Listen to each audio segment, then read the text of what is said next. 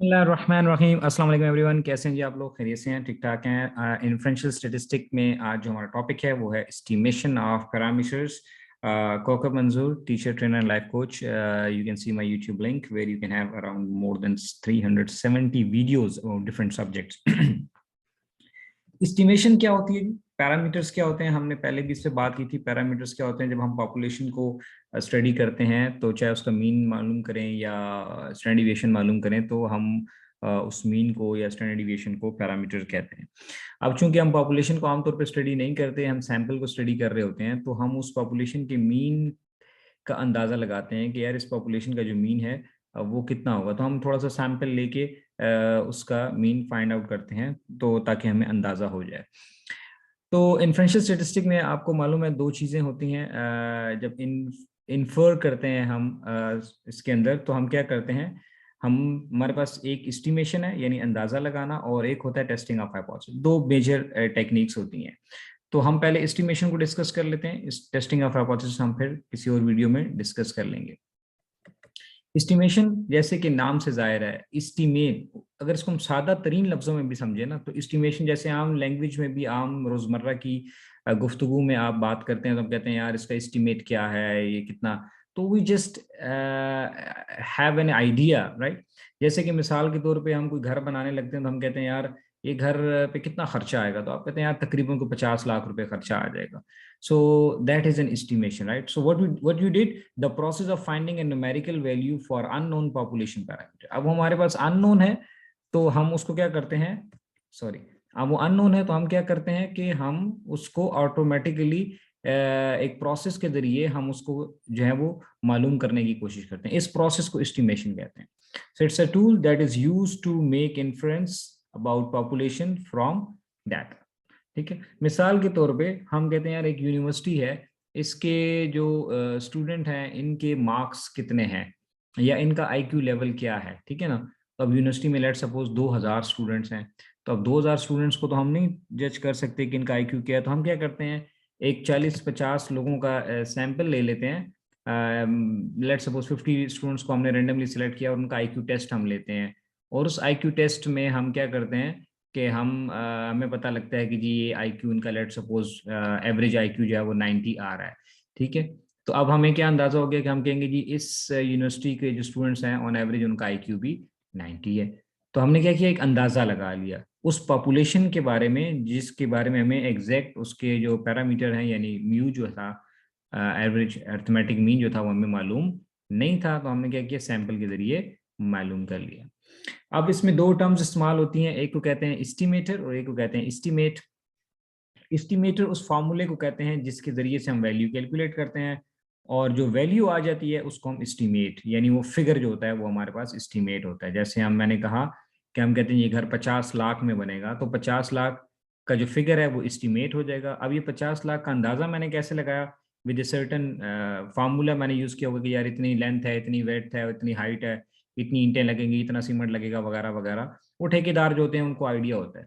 So what we do, we say the formula used to find out the unknown value of the population parameter is called estimator, and the numerical value जो है that is called as estimate। वो जो population के बारे में हमें मालूम करनी थी वैल्यू, वो क्या है, वो हमारा estimate है। तो जैसे मैंने कहा कि पॉपुलेशन को जब हम स्टडी करते हैं तो उसका जो मीन होता है वो म्यू कहलाता है, उसका जो स्टैंडर्ड डिविएशन है वो सिग्मा कहलाता है, और उसका जो प्रोपोर्शन है उसको हम पी से डिनोट करते हैं।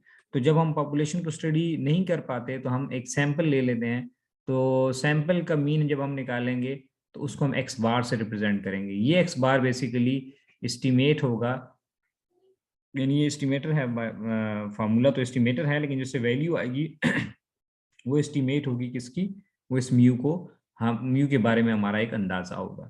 और ये एस से हम डिनोट करेंगे, सॉरी, एस से हम डिनोट करेंगे सिग्मा को, स्टैंडर्ड डिविएशन को, जो कि सिग्मा को का एस्टिमेट होगा, और पी कैप जो है ये हमारा एस्टिमेट बनेगा किसका, पी का, प्रोपोर्शन का। अब दो तरह की एस्टिमेशन होती है हमारे पास, एक को कहते हैं पॉइंट एस्टिमेशन और एक को कहते हैं इंटरवल एस्टिमेशन। पॉइंट एस्टिमेशन जैसे कि नाम से जाहिर है जब हम किसी एक सिंगल वैल्यू को फोकस कर रहे होते हैं तो वो क्या हो जाती है, وہ پوائنٹ اسٹیمیشن. جیسے میں نے کہا کہ جی ہم نے ایک یونیورسٹی کے بارے میں اندازہ لگایا تو انہوں نے کہا جی ان کی ایوریج جو آئی کیو ہے وہ 90 ہے, تو یہ 90 ایک فگر آ گیا, ایک نمبر آ گیا, ٹھیک ہے. تو یہ ہمارا ایکس بار جو ہے یہ کیا ہو جائے گا, اسٹیمیٹر کہلائے گا, اور جو ویلیو آئے گی وہ point estimate. So it is an estimate for an unknown population parameter expressed by single value, ٹھیک ہے. سنگل ویلیو سے جس کو ہم ریپرزینٹ کرتے ہیں تو وہ کیا ہو جاتا ہے ہمارا پوائنٹ اسٹیمیٹ.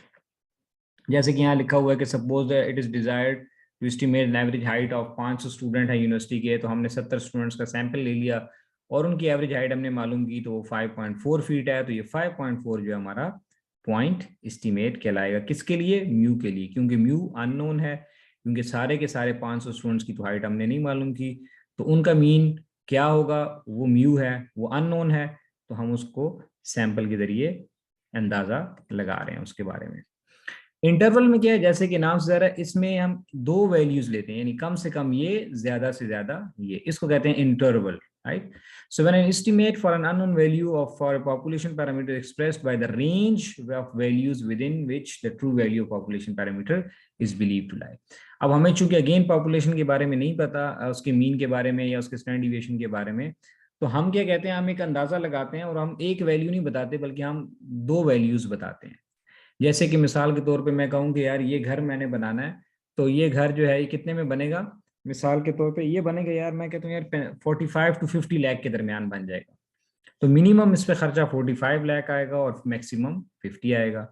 تو اسی طرح جیسے ہم نے کہا جی اسٹوڈنٹس کی جو ایوریج ہائٹ ہے وہ کتنی ہے, تو ہم نے کہا یار تقریباً ان کی ایوریج ہائٹ جو ہے نا وہ 64 انچز سے 66 انچز کے درمیان ہے, ٹھیک ہے.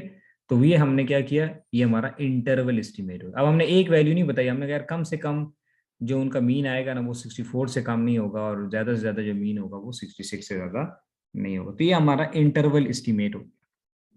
اب اس پہ ہم ایک نومیریکل سالو کر لیتے ہیں تاکہ ہمیں تھوڑا آئیڈیا اور بھی کلیئر ہو جائے. تو random sample of n3 as an element, ایک سادہ سا نومیریکل لیا ہم نے کہ 3 نمبرز ہیں ہمارے پاس 1 3 5, اور یہ کسی پاپولیشن سے لیے گئے ہیں, اس میں ہو سکتا ہے 1000 نمبر ہیں یا 500 نمبر ہیں, جتنے بھی ہیں. تو ہم اس کے پاپولیشن مین یعنی میو کو اسٹیمیٹ کریں گے. تو کیسے کریں گے, ایکس بار کے ذریعے, اور پاپولیشن اسٹینڈرڈ ڈیویشن یعنی سگما کو کیسے اسٹیمیٹ کریں گے, ایس کے ذریعے, ٹھیک ہے. تو سمپل سا ہمارے پاس فارمولا ہوتا ہے, یہ میں نے آپ کو بتا دیا کہ کیا ہے, پاپولیشن مین میو ہوتا ہے, تو اس کو ہم ایکس بار سے کیلکولیٹ کریں گے, اسٹیمیٹ کریں گے, ٹھیک ہے. اور اسٹینڈرڈ ڈیویشن پاپولیشن کا کس سے ہوتے ہیں, ظاہر کرتے ہیں سگما سے. تو سگما چونکہ ان نون ہے تو ہم اس کو ایس کے ذریعے معلوم کرتے ہیں. تو ہم مین کیسے معلوم کرتے ہیں, ارتھمیٹک مین سمپل ہے, آپ نے بزنس اسٹیٹس میں بھی پڑھا ہوا ہے, آپ کو پتا ہے کہ کیا فارمولا تھا ایکس بار کا, summation x divide by N. تو سمیشن ایکس کیا ہو جائے گا 1 + 3 + 5, کیونکہ 3 ہی تو ویلیوز ہیں, اور ڈیوائڈ بائی 3, تو یہ ہو جائے گا 9 ڈیوائڈ بائی 3 دیٹ میکس 3. تو یہ ہمارا پوائنٹ اسٹیمیٹ آف میو ہو گیا. پاپولیشن ہمیں نہیں معلوم تھی, اس میں خدا جانے کتنی ویلیوز ہیں, لیٹ سپوز 50 ہیں یا 100 ہیں, کویسچن میں گیون نہیں ہے. فار ایگزامپل 100 ویلیوز تھی, اس میں سے ہم نے 3 ویلیوز لے کر اس کے بارے میں, اس پاپولیشن کے ایوریج کے بارے میں, میو کے بارے میں ہم نے اندازہ لگا لیا. یہ کمپیوٹر جو ہے یہ میرے ساتھ تھوڑا آج گیم کر رہا ہے, یہ مجھ سے آگے آگے جانے کی کوشش کر رہا ہے. اچھا, اسٹینڈرڈ ڈیویشن کیسے معلوم کرتے ہیں, سمپل سا فارمولا ہمیں معلوم ہے, summation x square divide by N, summation x divide by N. یہ سوری اسمال این ہے, کیپیٹل این نہیں ہے, ٹھیک ہے, غلطی سے لکھا ہوا ہے. تو کیسے کیلکولیٹ کریں گے, ایکس ہمیں معلوم ہے 135, اس کا اسکوائر لے لیں گے, 1 کا اسکوائر 1, 3 کا اسکوائر 9, 5 کا اسکوائر 25, اس کو بھی پلس کر لیا, تو سمیشن ایکس اسکوائر کیا آ گیا 35, اس کی ویلیو یہاں پٹ کر دی. این کتنا ہے 3 ہی تو نمبرز ہیں ہمارے پاس, اور سمیشن ایکس کتنا ہے 9, یہاں سے ہمارے پاس یہ 9 آ گیا, 1 + 3 + 5 دیٹ میکس 9, تو یہ کتنا آ جائے گا 9 ڈیوائڈ بائی 3. تو اس کو سالو کر لیا, ہمارے پاس یہ ویلیو ہوگی 1.634. تو یہ ہمارا پوائنٹ اسٹیمیٹ آف کس کا آ گیا, میو کا, اور point estimate of standard division یعنی سگما کا. تو کوئی ایسی پاپولیشن جو ان نون تھی, اس کا مین ہمیں نہیں معلوم تھا, اس کا اسٹینڈرڈ ڈیویژن ہمیں نہیں معلوم تھا, تو ہم نے اندازہ لگایا, اسٹیمیٹ کیا, پوائنٹ اسٹیمیٹ کیا, یعنی ایک فگر, دیکھیں ادھر بھی ایک فگر آ گیا اور ادھر بھی ایک فگر آ گیا. तो ये एक प्रैक्टिस क्वेश्चन है, आप इसको प्रैक्टिस कीजिए। इसमें 6 डिजिट्स हैं, 6, 10, 13, 14, 18 एंड 20, ये किसी पॉपुलेशन से लिए गए हैं। इसका आपने मीन मालूम करना है। कैसे करना है? बिल्कुल ऐसे करना है, ठीक है। ऐसे सब कुछ प्लस करके और 6 पे डिवाइड कर देंगे, क्योंकि 6 डिजिट्स हैं तो आपके पास मीन आ जाएगा।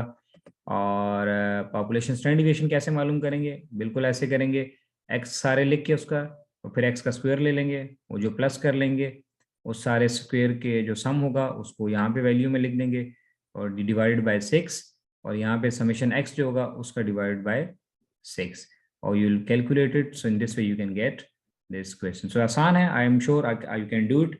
कोई क्वेरी क्वेश्चन हो तो आप मुझसे बात कर सकते हैं। Thank you very much, take care, stay blessed, और इंशाल्लाह अगली वीडियो में हम बात करेंगे इंटरवल एस्टिमेशन की।